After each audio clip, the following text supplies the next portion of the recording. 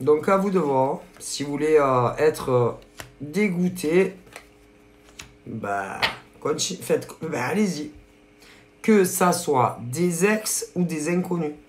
C'est très facilement vérifiable. C'est-à-dire que vous revoyez des ex, un ex ou inconnu.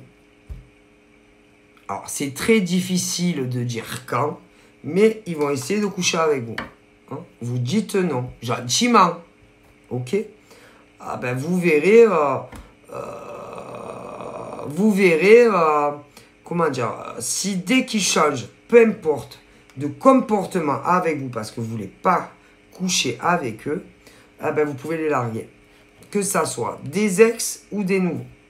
Écoutez, parce que ça soit un mec ou une nana en face, que ça soit ex ou inconnu, normalement, si par exemple tu dis à un ex ou une personne inconnue que tu n'es pas prête pour le moment à avoir un rapport sexuel, écoutez, quand vous rentrez chacun par ensemble chez vous, il doit avoir la même attitude qu'avant le moment où vous avez parlé de cul.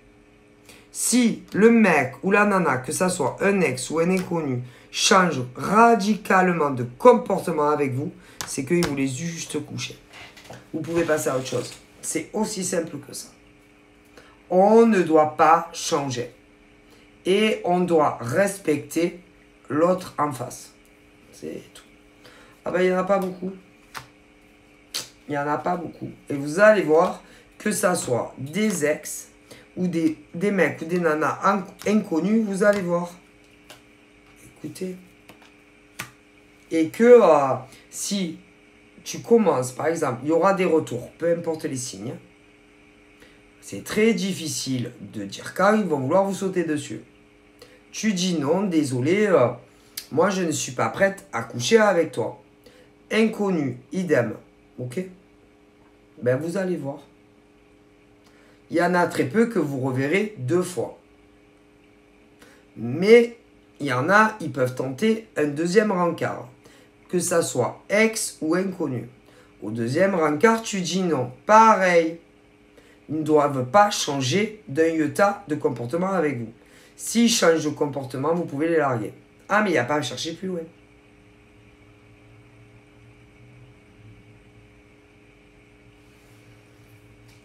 Écoutez, je vous dis ce qu'on me dit.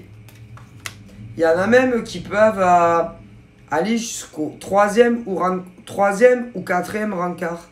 Tu dis non. Ben vous verrez.